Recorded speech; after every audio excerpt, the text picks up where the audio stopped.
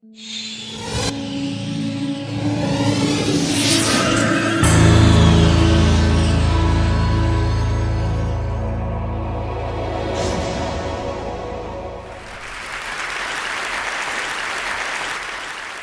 name is Arvind Gupta and I'm a toy maker. I've been making toys for the last 30 years. The early 70s, I was in college. It was a very revolutionary time. There was a political ferment, so to say, students out in the streets of Paris revolting against authority. America was jolted by the anti-Vietnam movement, the civil rights movement. In India, we had the Naxalite movement, the Jayaprakash Narayan movement. Whenever there is a political churning of society, it unleashes a lot of energy. The national movement in India was testimony to that. Lots of people resigned from well-paid jobs and jumped into the national movement. Now, in the early 70s, one of the great programs in India was to revitalize primary science in village schools. There was a person, Anil Sadgopal, did a PhD from Caltech, and returned back as a molecular biologist in India's cutting research institute, the TIFR. At 31, he was not able to relate the kind of esoteric research which he was doing with the lives of the ordinary people. So he resigned and went and started a village science program. Many people were inspired by this. The slogan of the early 70s was, go to the people, live with them, love them, start from what they know, build on what they have. This was the kind of defining slogan. Well, I took 1 year. I joined Telco, make Tata trucks, very close to Pune. I worked there for 2 years, and I realized that I was not born to make trucks.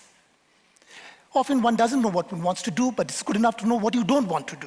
So I took 1 year off, and I went to this village science program, and which was a turning point. It was a very small village, a weekly bazaar, where people just, once in a week, they put in all their wares. So I said, I'm going to spend a year over here. So I just bought one specimen of everything which was sold on the roadside. And one thing which I found was this black rubber. This is called as a cycle valve tube, where you pump in a bicycle, use a bit of this. And there's some of these models. So if you take a bit of the cycle valve tube, you can put 2 matchsticks inside this, and you make a flexible joint. It's a joint of 2. You start by teaching angles, an acute angle, a right angle, a obtuse angle, a straight angle. It's like universal coupling. If you had 3 of them and you loop them together, well, you make a triangle. With 4, you make a square, you make a pentagon, you make a hexagon, you make all these kinds of polygons. And they have some wonderful properties. If you look at the hexagon, for instance, it's like an amoeba, which is constantly changing its outer profile. You can just pull this out, this becomes a rectangle. Give it a push, this becomes a parallelogram. But this is very shaky. Look at the pentagon, for instance. Pull this out, this becomes a boat-shaped, a trapezium. Push it, and it becomes a house-shaped. This becomes an isosceles triangle. Again, very shaky. Give it this, the square might look very square and prim. Give it a little push, this becomes a rhombus. It becomes a kite-shaped. But give a child a triangle, well, she can't do a thing to it. Why use triangles? Because triangles are the only rigid structures. We can't make a bridge with squares because if the train would come, it would start doing a jig.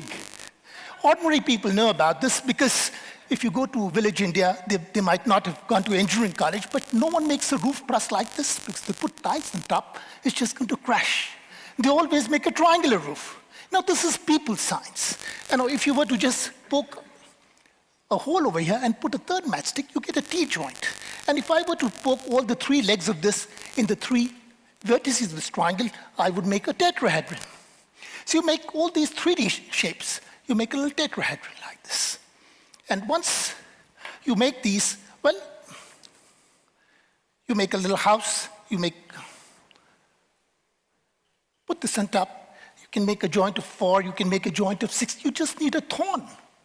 Now make a joint of 6, you make a icosahedron. It's like, you can play around with it. This makes like an igloo. Now this is in 1978. I was a 24-year-old young engineer. And I thought this is so much better than making trucks. and this is, if you, as a matter of fact, put 4 marbles inside, you simulate the molecular structure of methane, CH4, 4 atoms of the hydrogen, the 4 apex of the tetrahedron, in between is a little carbon atom. And well, since then, I just thought that I've been really privileged to go down to over 2,000 schools in my country, village schools, government schools, municipal schools, Ivy League schools. I've been invited by most of them. And Every time I go to a school, I see a gleam in the eyes of the children. I see hope. I see happiness in their faces. Children want to make things. Children want to do things. Now we make lots and lots of pumps. Now this is a little pump with which you could inflate a balloon. It's a real pump. You could actually pop the balloon. And we have a slogan that the best thing a child can do with a toy is to break it. So all you do is to it's a very kind of provocative statement. It's an old bicycle tube, and this is based on a chance discovery. If you take these film cans, they go very snugly into an old bicycle tube, and this is how you make a valve. You put a little sticky tape. This is one-way traffic. Well, you make lots and lots of pumps, and this is the other one, that you just take a straw and you just put a stick inside this. And you make 2 half cuts. Now what you do is you bend both these legs into a triangle, and you just wrap some tape around, and this is the pump. And now if you have this pump, it's like a great, great sprinkler. It's like a centrifuge. If you spin something, it tends to fly out. Well, in terms of if you were in Andhra Pradesh, you would make this with the palmyra leaf. Many of our folk toys have great science principles. If you spin something, it tends to fly out. If I do it with both hands, you can see this one, Mr. Flying Man. Right? This is a toy which this is made from paper. It's amazing. There are 4 pictures. You see insects, you see frogs, snakes, eagles, butterflies, frogs, snakes, eagles. Here's a paper which you could turn. It's designed by a mathematician at Harvard in 1928, Arthur Stone, documented by Martin Gardner in many of his many books. But this is great fun for children. They all study about the food chain, that insects are eaten by the frogs, frogs are eaten by the snakes, snakes are eaten by the eagles. And this can be, if you had an old photocopy paper, A4 size paper, you could be in a municipal school, you could be in a government school, a paper, a scale, and a pencil. No glue, no scissors. In 3 minutes, you just fold this up. And what you could use it is just limited by your imagination. If you take a smaller paper, you make a smaller flexigon. With a bigger one, you make a bigger one. Now this is a pencil with a few slots over here, and you put a little fan here. This is a 100-year-old toy. There have been 6 major research papers on this. There's some grooves over here, you can see, and I take a refill. If I rub this, something very amazing happens. 6 major research papers on this. As a matter of fact, Feynman, as a child, was very fascinated by this. He wrote a paper on this. And you don't need the $3 billion Hadron Collider for doing this. This is there with every child. And every child can enjoy this. If you were to put a color disk, well, all the 7 colors coalesce. And this is what Newton talked about 400 years back, that white light is made of 7 colors, just by spinning this around. This is a straw. What we've done, we've just sealed both the ends with tape, nipped the right corner and the bottom left corner. So there are holes in the opposite corners. There's a little hole over here. Now this is a kind of a blowing straw. I just put this inside this. There's a hole here, and I shut this.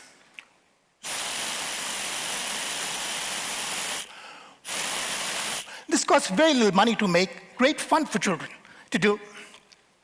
What we do is a very simple electric motor. Now, this is the simplest motor on earth. The most expensive thing is the battery inside this. If you have a battery, it costs 5 cents to make it.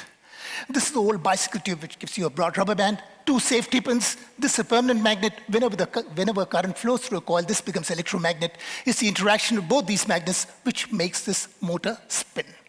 Made 30,000. Teachers who've been teaching science for donkey years, they just mug up the definition and they spit it out. When teachers make it, children make it, you can see a gleam in their eye. They get a thrill of what science is all about. And this science is not a richy man's game.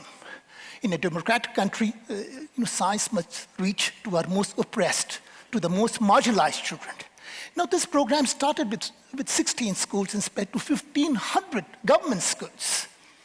Over 100,000 children learn science this way. And we're just trying to see possibilities with, look, this is the Tetra Pak, awful material from the point of view of the environment. There are 6 layers, 3 layers of plastic, aluminum, which are sealed together. They're fused together, so you can't separate them.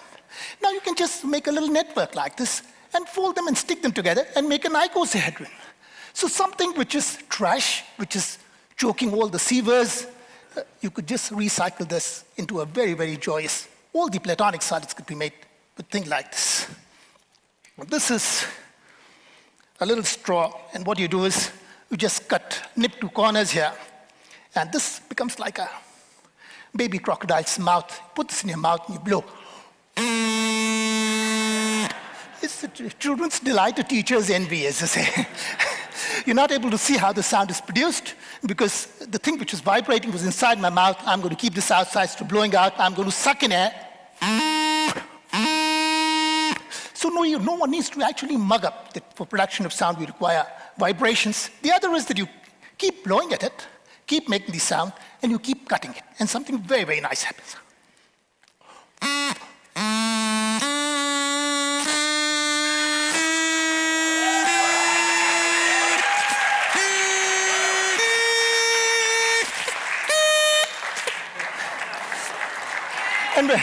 And when you get a very small one, this is what the kids teach you. You can also do this. Well, before I go any further, this is something worth sharing. This is a touching slate meant for blind children. This is strips of Velcro. This is my drawing slate. And this is my drawing pen, which is basically a film box. It's basically like a fisherman's line. A fishing line. And this is wool over here. If I crank the handle, all the wool goes inside. And what a blind child can do is to just draw on this. Wool sticks on Velcro. There are 12 million blind children in our country who live in a world of darkness.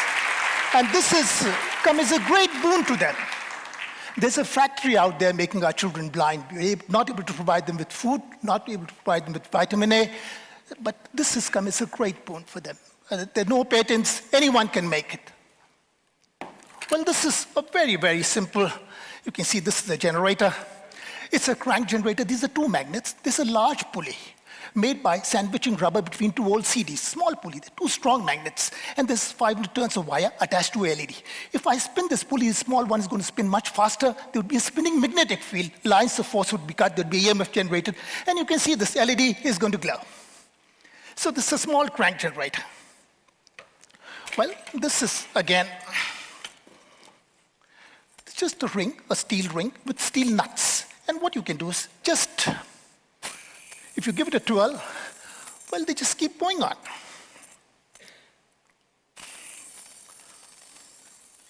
And imagine a bunch of kids standing in a circle and just waiting for the steering to be passed on. And they'd be absolutely joyous playing with this. Well, in the end, what we can also do we use a lot of old newspapers to make caps. This is worthy of a Sachin Tendulkar. It's a great cricket cap. Well, first, you've seen Nehru and Gandhi. This is the Nehru cap, just half a newspaper. Well, we make lots of toys with newspapers. This is one of them. And this is, you can see this is it's a flapping bird. All our old newspapers, we cut them into little squares. And if you have one of these birds, children in Japan have been making this bird for many, many years. And this is, you can see this is a fantail bird. Well, in the end, I've just end with a story. This is called as the captain's hat story. Captain was a captain of a seagoing ship. Goes very slowly. There were lots of passengers in the ship. They were getting bored, so the captain invited them on the deck. You know, wear all your colorful clothes and sing and dance. I'll provide you with good food and drinks. And the captain would wear a cap every day and join in the regalia. The first day it would be a huge umbrella cap, like a captain's cap. The second, that night, when the passenger would be sleeping, he would give it one more fold. And the second day, he would be wearing a fireman's cap with a little chute. It's like a designer cap because it protects the spinal cord. And the second night, he would take the same cap and give it another fold. And the third day, it would be a shikari cap. It's like a adventurer's cap. And the third night, he would give it two more folds. And this is a very, very famous cap. If you've seen any of our Bollywood films, this is what the policeman wears. It's called as a Pandu cap. It's been catapulted to glory, to international glory. And we must not forget that he was the captain of the ship. So that's a ship. And now everyone was enjoying the journey very much. They were singing and dancing. Suddenly there's a storm. and there's huge waves, and all the ship can do is to dance and pitch along with the waves. A huge wave comes and slaps the front and knocks it down. And then another one comes and slaps the aft and knocks it down. And there's a third one over here. This is called as a bridge, and knocks it down, and the ship sinks, and the captain has lost everything but for a life jacket. Thank you so much. Yes.